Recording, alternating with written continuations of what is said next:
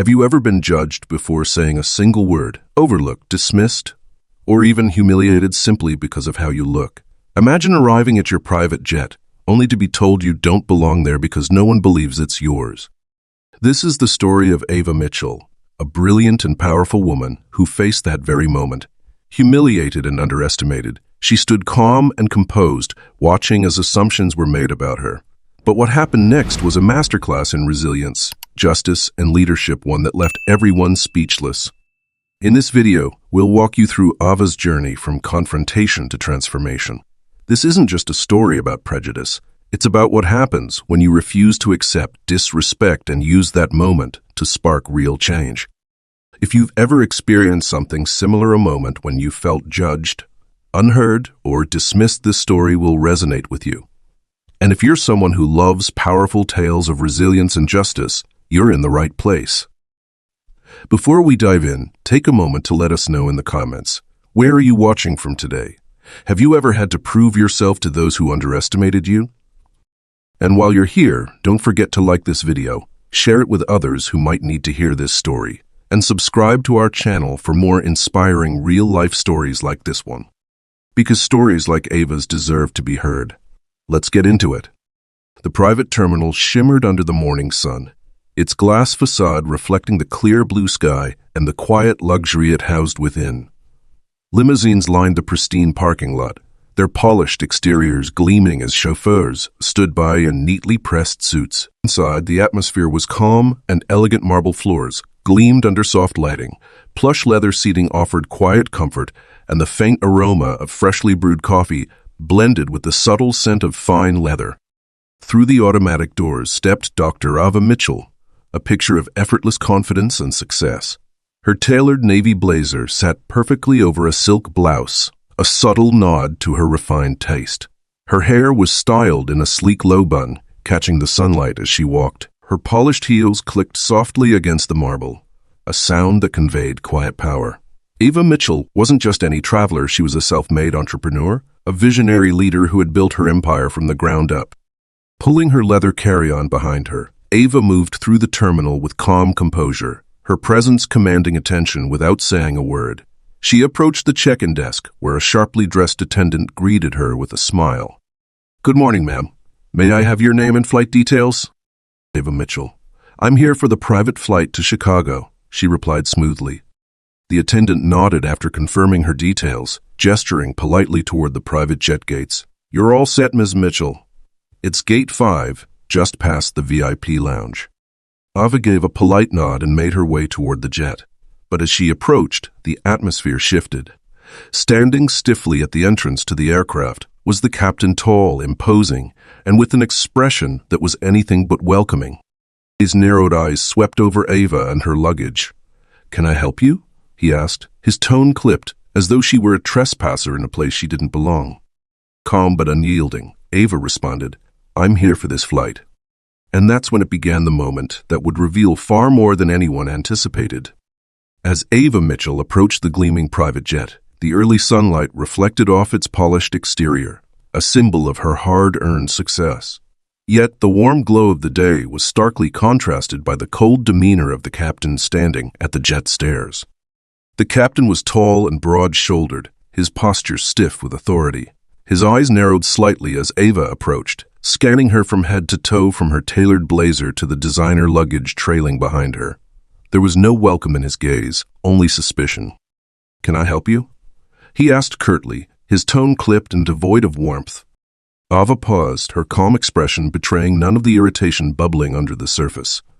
"I'm here for the flight to Chicago," she replied evenly. The captain's lips curled into a faint, condescending smirk. "This is a private flight, Mom. I think you might be at the wrong gate."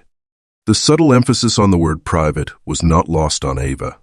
She had seen this look before, the look that told her, without words, she didn't fit someone's narrow idea of success. Still, she didn't waver. "I'm quite sure this is Gate 5, Ava said, her tone polite but firm. The captain's arms crossed over his chest, his stance hardening. "Ma'am, you can't just walk onto a private jet. Perhaps try the main terminal, they'll sort you out over there." Ava's fingers instinctively tightened around the handle of her luggage, but she maintained her composure. Taking a slow breath, she fixed the captain with an unwavering gaze. "I don't think you understand," Ava said calmly. "I'm supposed to be on this flight." Before the captain could respond, another voice cut through the tension. "Is there a problem here?" A flight attendant, her uniform crisp and clipboard in hand, approached with a hint of confusion in her expression. She glanced between Ava and the captain, her brow furrowing slightly. The captain responded dismissively, not bothering to hide his condescension. "She thinks she's on this flight." The flight attendant's eyes moved to Ava, flickering briefly over her luggage and shoes before returning to her face. There was doubt, polite, but unmistakable. "Ma'am, do you have any documentation? A confirmation or ticket?" The attendant asked neutrally. Without hesitation, Ava reached into her bag, retrieving her phone with deliberate calm. "Of course," she said, tapping a few times before holding out the screen. "Here's my reservation confirmation." The attendant took the phone, her expression shifting as she scanned the details. For the briefest moment, surprise flickered across her face before she quickly masked it. "Well," the flight attendant said, handing back the phone, "everything appears to be in order, Ms. Mitchell. I'll inform the crew that you're ready to board." The captain's smirk faded, replaced by an uncomfortable tightness in his jaw. He stepped aside, reluctantly, his gaze lingering on Ava as though trying to make sense of the situation. "Thank you," Ava said evenly, brushing past him toward the jet's stairs. As she ascended, she felt the weight of the captain's stare on her back heavy with disbelief, irritation, and perhaps shame. But Ava refused to let it touch her. Each step up the stairs was deliberate, a quiet act of defiance against the assumptions made about her. The cabin of the jet was everything Ava had worked for: plush leather seats, soft lighting, and the faint scent of fresh flowers. It was a space that reflected her success, her diligence, and her vision. But as she stood there, she could still feel the sting of the moment outside. Moments later, the captain entered the cabin, his face flushed red. "Mizzle, I'm afraid there's been some sort of misunderstanding," he began, his tone suddenly formal, almost desperate. Ava turned slowly, her expression calm but unyielding. "Oh, I understand perfectly," she said. "From the moment I arrived, you made assumptions about me. You dismissed me without facts, without even asking questions." The cabin fell silent, the captain's discomfort palpable. Ava held his gaze, her calm voice cutting through the stillness. "What you did wasn't a mistake," she continued, her words measured but firm. "It was a choice, one rooted in your assumptions about who I am and what I'm capable of. And now you'll face the consequences of that choice." The emotional tension in the air was heavy, but Ava remained composed. In that moment, her quiet defiance spoke louder than any outburst could. Little did the captain know, this confrontation was just the beginning. Ava Mitchell sat calmly in her seat inside the luxurious private jet, her presence commanding even as the tension still lingered in the air. Outside, the captain, Captain Rowe, paced restlessly, still processing what had just happened. Moments later, he stepped into the cabin, accompanied by the flight attendant who had doubted her earlier. "Miss Mitchell," Captain Rowe began stiffly, his voice faltering slightly as he tried to regain his authority. "I believe there's been some misunderstanding. This flight was chartered under very specific arrangements, and we need to ensure—" Ava turned her gaze toward him, her calm expression unwavering.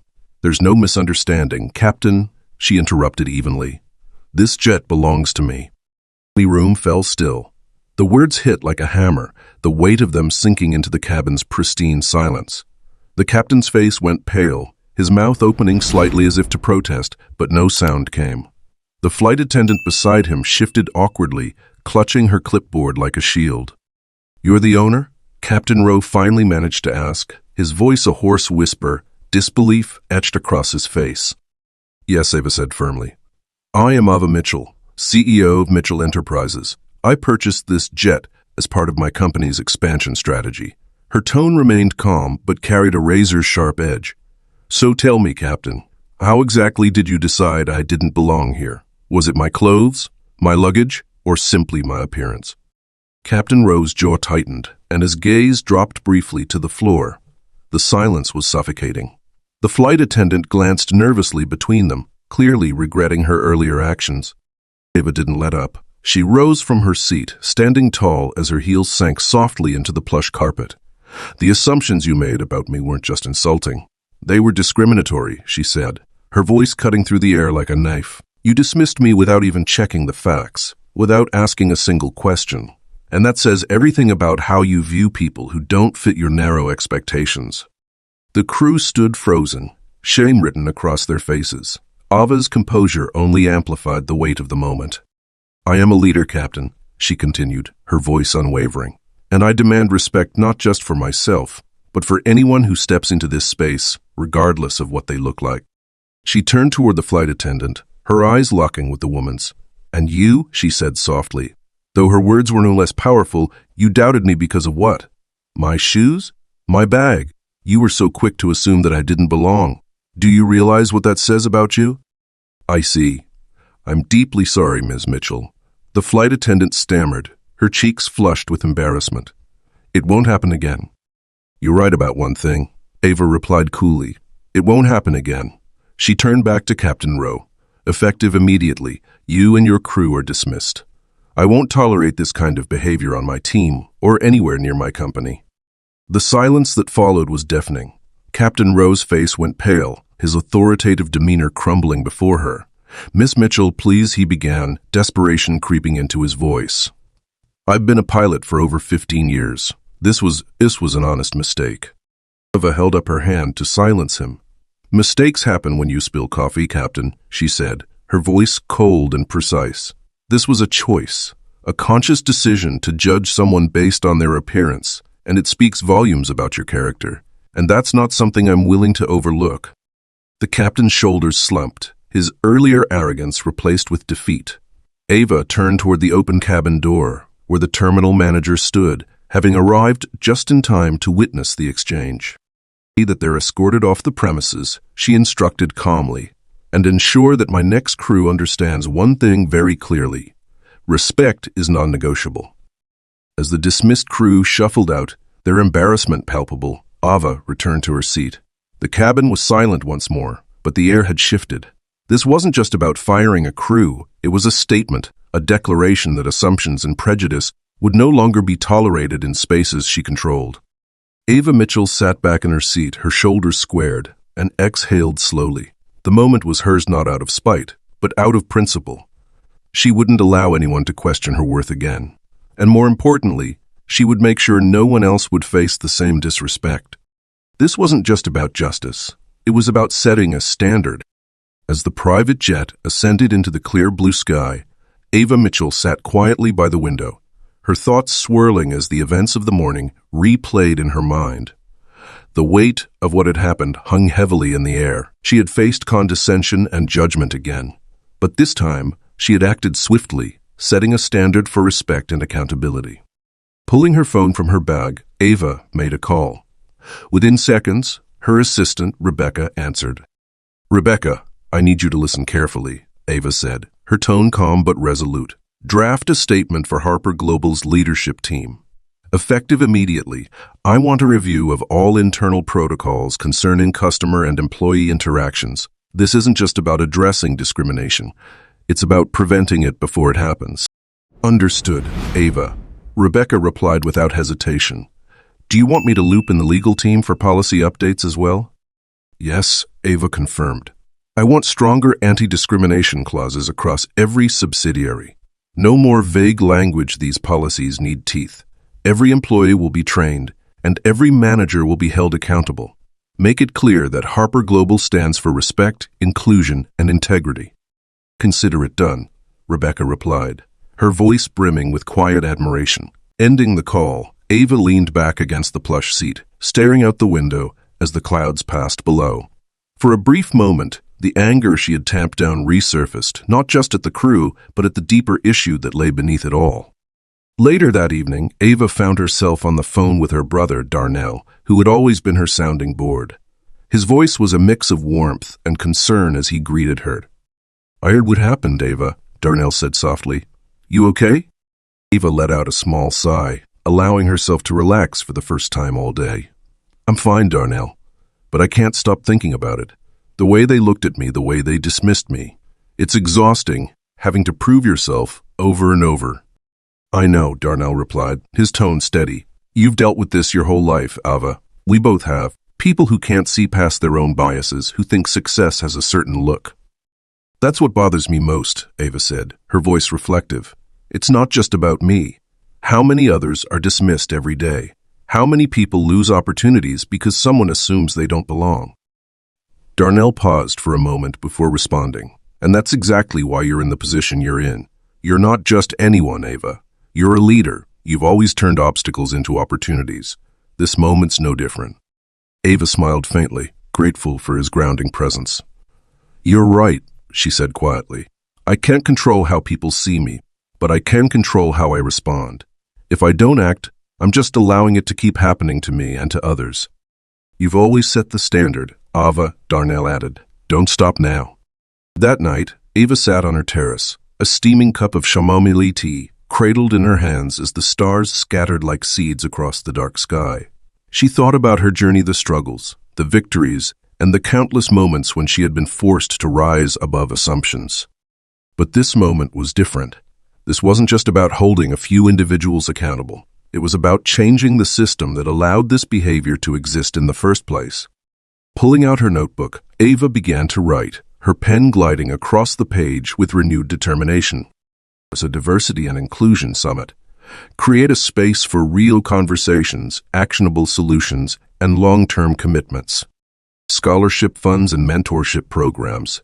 Empower the next generation by breaking down barriers to opportunity. Policy reform. Implement strict anti-discrimination protocols across all Harper global operations. As she stared at the words on the page, Ava's resolve solidified.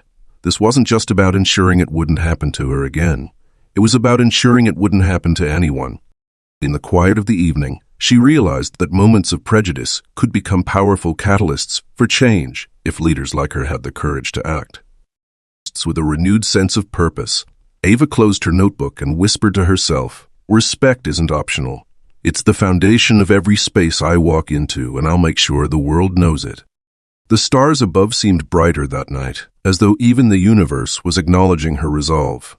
Tomorrow, Ava Mitchell would begin building something bigger than herself, a legacy of respect, inclusion, and unshakable change. In the weeks that followed the incident at the private terminal, Ava Mitchell wasted no time. What had begun as an infuriating moment of prejudice was now becoming a powerful movement. Ava had set her sights on something much bigger, a platform to ignite real change. She called it Voices of Change, a summit dedicated to fostering diversity, inclusion, and equality across industries.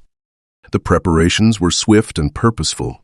With her assistant Rebecca leading a team of organizers, Ava reached out to advocacy groups, corporate leaders, policymakers, and individuals with lived experiences of discrimination.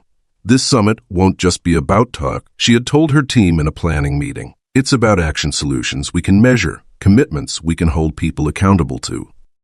The day of the event arrived with a quiet sense of anticipation. The venue was breathtaking, a sprawling hall filled with natural light, its walls adorned with banners reading Voices of Change, building respect, equality, and inclusion together. Simple yet bold designs reflected the summit's purpose, not flashy, but impactful. Rows of sleek chairs faced a stage framed by cascading greenery, symbolizing growth and renewal. By midday, the hall buzzed with over 1,000 attendees. Executives, educators, activists, and advocates mingled, exchanging ideas and personal stories. Media outlets were present, eager to cover the event and its visionary founder. When Ava Mitchell took the stage, the room fell silent. Her presence alone commanded attention, poised, powerful, and resolute. She stood at the podium, scanning the audience before beginning. "Good afternoon," she said, her voice calm but firm, carrying across the hall.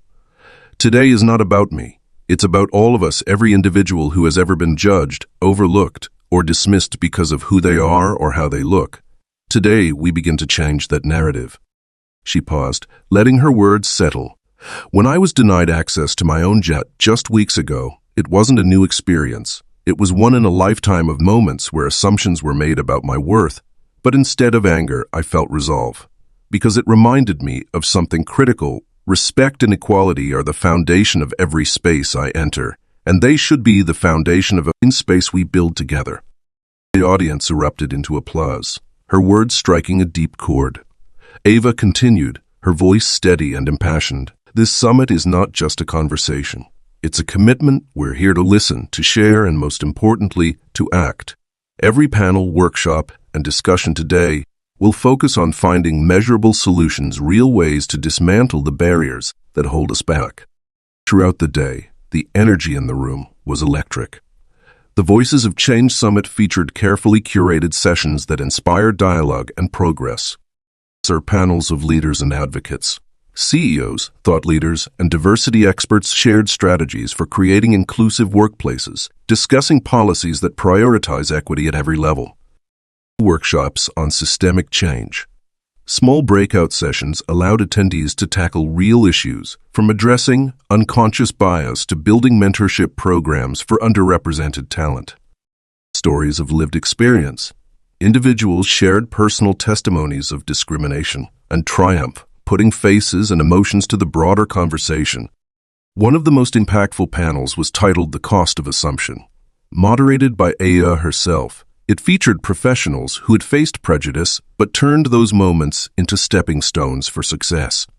A young entrepreneur shared how assumptions about her age and gender nearly cost her a major investment. A senior executive spoke of overcoming racial bias to become a mentor for others. Ava listened intently to each story, her presence a reminder of what leadership truly looked like. These experiences are not isolated, she said during the panel's conclusion. They are woven into the fabric of our systems, and that's why we must work together to unravel them, not just for ourselves, but for the generations that follow. The summit culminated with a powerful commitment ceremony.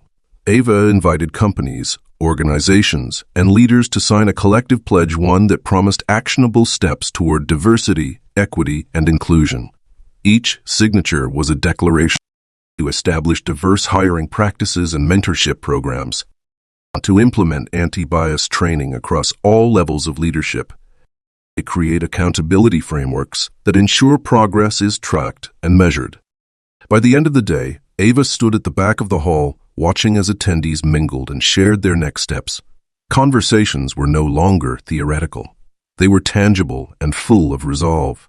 Leaders exchanged business cards, educators brainstormed outreach programs, and activists shared resources for further collaboration. Rebecca approached Ava with a smile, holding a list of the companies that had pledged commitments. "It's working, Ava," she said softly. "They're listening, and they're ready to act." Ava nodded, her gaze sweeping across the room. "This is just the beginning," she replied. "Today we planted seeds. Tomorrow we nurture them. And one day, the world will see the forest we've built together." As the event concluded, Ava took a final moment on stage. "Change doesn't happen overnight," she said. "But it begins with moments like this, when we come together to challenge what is and build what should be. Thank you for being part of this. Let's go make the world better." The applause echoed through the hall as attendees rose to their feet, inspired and ready to act. Ava Mitchell descended the stage with a quiet smile. She had done more than respond to prejudice, she had turned it into a movement. The Voices of Change Summit was not just an event. It was a promise, one that Ava was determined to keep. The evening sun cast golden hues across the horizon as Ava Mitchell sat on her terrace, a quiet moment of reflection settling over her. The Voices of Change Summit had concluded successfully, but Ava knew this was just the beginning. The fight for respect, she realized, wasn't about singular moments. It was about the systems, the attitudes, and the habits that allowed prejudice to persist. Firing the crew at the terminal had been necessary, but Ava understood that the deeper work lay in creating long-term change. Her vision stretched far beyond that moment of confrontation. Ava thought about the young women and men who looked like her, those whose talents were too often dismissed or ignored. Change doesn't come from speaking once, she thought. It comes from building platforms, opening doors, and leaving a legacy that others can walk through. Pulling her notebook close, Ava began to outline her next steps. Diversity and inclusion programs. Harper Global would implement a company-wide initiative that prioritized equal opportunities. Unconscious bias training would become standard, not optional, and diversity benchmarks would be tracked and celebrated. Scholarship funds. Ava envisioned a fund to support students from underrepresented backgrounds pursuing business, engineering, and leadership programs. Education was the foundation of opportunity, and she would ensure that no talent was overlooked because of circumstances. Mentorship programs. She committed to creating mentorship opportunities for young professionals, pairing them with senior leaders who could guide their growth. Success doesn't happen in isolation, she whispered to herself. Everyone deserves someone to believe in them. As she finished writing, Ava's phone buzzed with a notification. It was a message from her brother, Darnell. "Proud of you, sis," the message read. "I heard about the summit, and I just wanted to say that you're doing more than changing policies, you're changing lives. You've always been the one to stand up, not just for yourself, but for everyone else. Don't ever stop." Ava smiled faintly, her chest tightening with emotion. Darnell had always been her greatest supporter, a steady voice reminding her why her fight mattered. She leaned back in her chair, letting his words wash over her. What had started as a moment of humiliation had become something greater, a catalyst for progress.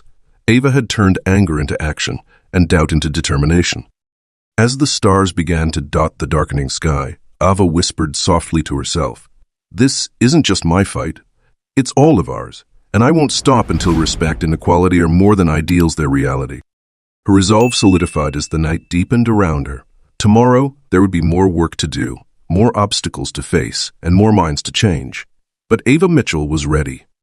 This was her legacy, one of inclusion, opportunity, and lasting change. Ava Mitchell's story is more than just one of confrontation. It's a story about courage, accountability, and the power of turning moments of injustice into opportunities for change. When she was denied access to her own jet, she didn't let anger consume her. Instead, she stood her ground, addressed the issue head-on, and used her influence to spark action that extended far beyond herself. Ava's decision to hold those crew members accountable sent a clear message. Respect is non-negotiable. But she didn't stop there. She transformed a moment of prejudice into the voices of change, a platform that gave others a voice, inspired leaders to take measurable steps, and ensured that opportunities are accessible to all regardless of background, appearance, or assumptions. Ava Mitchell's leadership is a reminder that true change happens when we refuse to accept disrespect and decide to lead by example. It's about creating systems that ensure everyone is seen, valued, and respected. Now, it's your turn. Take a moment to reflect. Have you ever experienced or witnessed prejudice? How did you respond?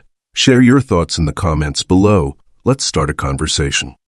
If Ava's story inspired you, if you believe in standing up for what's right, and if you value stories that drive change, we need your support. Hit that like button, share this video with someone who needs to hear it, and subscribe to our channel for more stories that challenge, inspire, and empower. Together, we can amplify voices, challenge assumptions, and build a world where respect and equality aren't just ideals, they're a reality. Thank you for watching, and remember, change begins with you. Let's keep moving forward, one story at a time.